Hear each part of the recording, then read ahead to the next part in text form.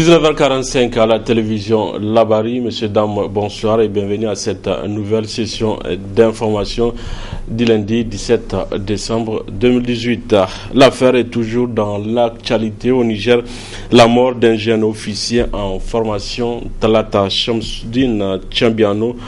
Ce lundi, un groupe de femmes élargi aux membres de la famille du défunt était face à la presse pour exprimer leur ras-le-bol et demander justice. Ces femmes appellent à une manifestation pacifique le dimanche 23 décembre prochain. Je vous propose à cet effet de suivre Madame Hassan Mariama pour plus de précision. Ce jeune pilote, âgé de 22 ans seulement, qui a passé le bac D à l'âge de 17 ans, puis a passé le concours de l'armée de l'air avec succès. Il va décrocher 2 diplômes en Chine en 2016 et en 2017, plus un tableau d'honneur avant de rentrer pour servir son pays. C'est ce jeune garçon exceptionnellement brillant que nous pleurons aujourd'hui. Pourquoi Talata? Un si bel avenir l'attendait. Ce garçon dont le Niger tout entier devrait s'enorgueillir, protéger, encourager et même aduler, a perdu la vie de manière horrible et dans des conditions encore inconnues. Pourquoi? Notre pays n'a-t-il point besoin des meilleurs d'entre nous?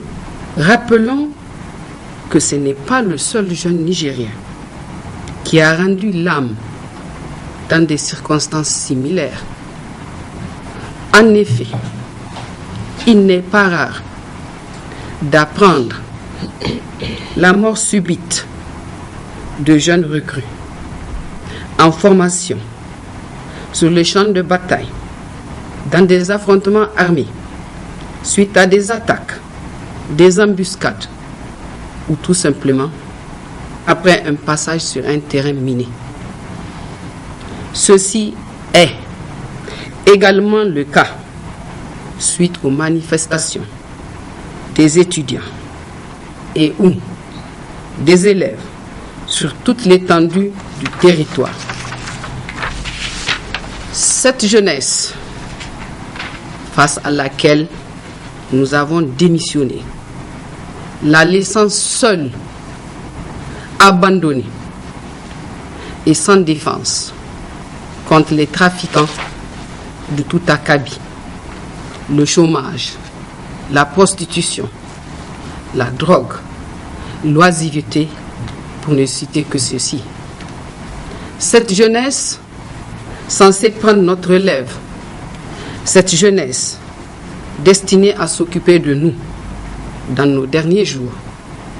Cette jeunesse qui ne baisse pourtant pas les bras, malgré tout. Parmi ces jeunes, Talata et tous ceux qui, comme lui, se battent tous les jours pour réussir partout et particulièrement dans l'armée.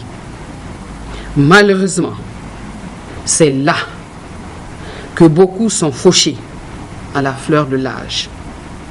Oui, Nahanchi, Amadou, Youssouf, Bagali, vous êtes partis dans le silence assourdissant des mères. Aujourd'hui, nous, mères, sœurs, femmes et filles, toutes unies dans la douleur et le deuil, nous disons halte. Trop, c'est trop. Nous voulons que la justice soit rendue et que l'opinion nationale et internationale soit édifiée sur ce qui s'est réellement passé. Talata ne nous reviendra certes jamais.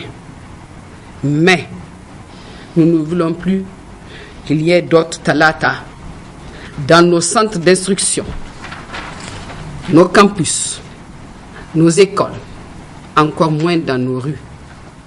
C'est exclusivement pour cette raison que nous appelons toutes les femmes du Niger, soucieuses du respect des droits humains, du respect de la personne humaine, de la vie et de la survie de nos enfants, de sortir massivement le dimanche 23 décembre 2018 à 8h30 pour aider à mettre fin à ces pratiques de notre âge qui n'ont plus droit de citer dans notre pays. Nous vous informons dans le même cadre du lancement d'une pétition qui sera remise au Premier ministre. Ouverture ce matin d'un atelier de plaidoyer et de sensibilisation de 25 cadres masculins et 54 féminins de la police et de la gendarmerie de la garde nationale dans le cadre de la mise en œuvre des résolutions femmes, paix et sécurité du Conseil de sécurité de l'ONU. C'est la vice-présidente de la CNDH qui a présidé la dite cérémonie. Nafisa Touzakou Ibrahim Abdou. Organisé par l'ONG Culture, Art et Humanité en partenariat avec Partners West Africa Sénégal, le présent atelier vise à renforcer la capacité des forces de défense et de sécurité, surtout l'agente féminine en matière de paix et sécurité. Les forces de défense et de sécurité du Niger en général et les participants en particulier ne peuvent que se féliciter de cette initiative qui offre une opportunité de renforcer leurs capacités sur des problématiques nouvelles. Prenant la parole à son tour, le général Lamine Sissé, formateur à cet atelier, a salué la tenue de cette formation à Niamey. La tenue de cet important atelier à Niamey n'est pas un hasard. Le niveau d'engagement de la République du Niger dans cette problématique et les efforts faits dans le sens de la promotion des femmes au sein des forces de défense et de sécurité et leur participation aux missions de maintien de la paix en sont des illustrations. Cependant, il faudrait faire remarquer que ces initiatives en faveur de la promotion de la femme ne sont pas encore au point souhaité par les organisations internationales, en l'occurrence les Nations Unies, malgré les efforts louables reconnus dans certaines régions du monde. Quant à la vice-présidente du Conseil national des droits humains, elle est revenue sur l'importance de cette formation pour les FDS. Les problématiques d'insécurité auxquelles nos pays font face ces dernières années touchent certes toutes les populations, mais ils ont des niveaux d'impact plus élevés chez les femmes et les filles. Ces dernières sont victimes d'enlèvements, de violences et d'autres formes de violation de leurs droits. Face à la complexité du phénomène, l'engagement de tous et de chacun est requis pour la consolidation de la paix, de la sécurité et de la cohésion sociale dans notre pays. Les forces de défense et de sécurité ont bien entendu un grand rôle à jouer dans ce cadre. C'est pourquoi la CNDH a organisé une série d'ateliers de formation à leur profit, dont le dernier récemment à Difa, région particulièrement touchée par les menaces sécuritaires et humanitaires. Cet atelier sur genre et résolution, femmes, paix et sécurité permettra assurément de renforcer votre rôle en matière de préservation de la paix, de la sécurité et de la protection des populations en général et des femmes en particulier. Au cours de cet atelier sur le genre et résolution femmes, paix et sécurité qui durera 4 jours, les participants auront droit à plusieurs projections des films sur la paix et la sécurité. Un atelier qui vient à point nommé au Niger en guerre contre les groupes terroristes. Assemblée générale ce lundi au siège du Sénat du syndicat des francs-maçons du Niger.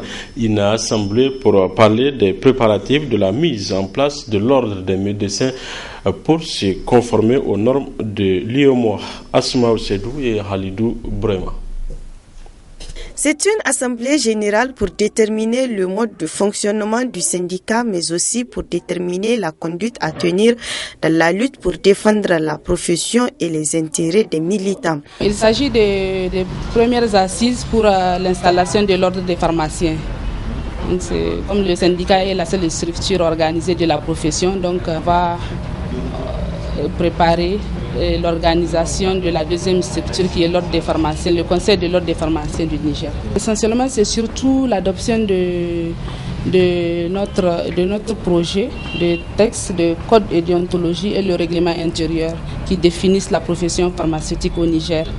Donc ensuite, comme il y aura des élections, donc à la suite de l'AG constitutif, donc on va parler aussi de l'organisation du BDG et puis tout ce qui concerne l'organisation de ce congrès constitutif. C'est la première rencontre officielle pour parler de la vie du syndicat depuis le renouvellement du bureau exécutif du syndicat des pharmaciens le 31 octobre dernier. Les médecins prescripteurs et utilisateurs des produits sanguins du Niger sont en formation de renforcement de capacité depuis ce matin. Une formation de 4 jours initiée par le Centre national de transfusion sanguine. Nefissatou Yahya Sadou Doumi. Cette formation, initiée par la Direction générale du Centre national de transfusion sanguine CNTS, au profit des médecins prescripteurs et utilisateurs des produits sanguins, vise à renforcer leur capacité sur la sécurité transfusionnelle et l'usage rationnel des produits sanguins. La transfusion sanguine est au carrefour de nombreuses spécialités médico-chirurgicales et constitue de ce fait un des maillons essentiels du système de santé de tous les pays. C'est pour répondre à cette exigence que le Centre national de transfusion sanguine, établissement public à caractère administratif, a été créé par ordonnance numéro 99-036-PRN-MSP du 3 septembre 1999. Pour assurer cette grande mission de service public à lui assignée par les autorités nigériennes, il est impératif que tout agent de santé amené à administrer des produits sanguins soit non seulement suffisamment informé des règles de sécurité et de prévention, mais aussi capable de les appliquer selon des standards internationalement admis en matière de transfusion sanguine. De même, pour contribuer davantage au développement et au renforcement des capacités de ressources humaines, garantir aux donneurs et aux receveurs une sécurité maximale en matière de transfusion et en vue de promouvoir une utilisation rationnelle des produits sanguins, il est impératif de former les prescripteurs et utilisateurs des produits sanguins en la matière.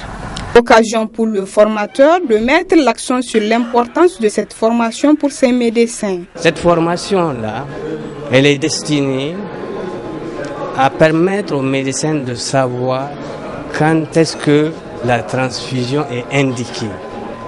Mais avec mon expérience, je mets plus en avant la prévention de l'anémie à travers tout simplement une alimentation qui contient les éléments nécessaires à l'érythropoïèse. Les différentes techniques de remplissage, de transfusion, on va le leur apprendre, mais on mettra l'accent parce qu'on ne pourra jamais couvrir les besoins. Eux aussi, ils auront leur charge de travail qui consistera à aller vers la périphérie, sensibiliser avec les autorités locales pour diminuer le nombre de cas d'anémie sévère qu'on a. Cette formation qui a vu la participation des médecins venus de toutes les régions du Niger durera 4 jours. Voilà, c'est tout pour ces 19h45 de la télévision Labari. Très bonne réception à vous.